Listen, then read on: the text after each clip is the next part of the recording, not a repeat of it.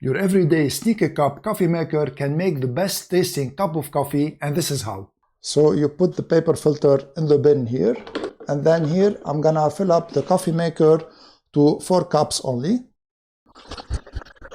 And for each 2 measures of water, you need 1 teaspoon of coffee, like fill it up to the max, like this. So this is for 2 measures, and this is here for 4 measures.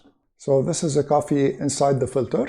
And one thing you should know about this machine is that it has a technology called sneaker cup. What does sneaker cup mean?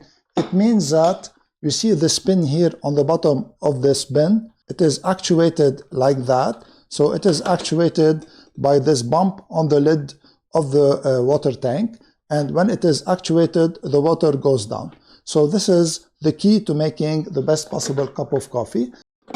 So now close the machine and turn it on.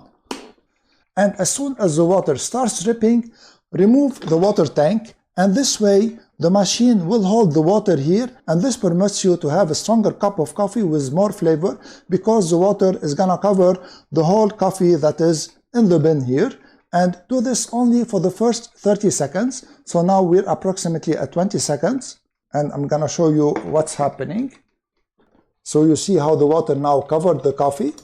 So this is enough. Now put the water tank back in, and now the coffee drips, and you have a better tasting coffee this way. Let's taste it.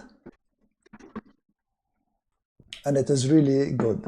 Let me know in the comments below how you like your coffee. I drink my coffee always black. If you like this video, please share it, subscribe to my channel, and give this video a thumbs up. I'm Eloy from Stuff Around the House. See you in the next video.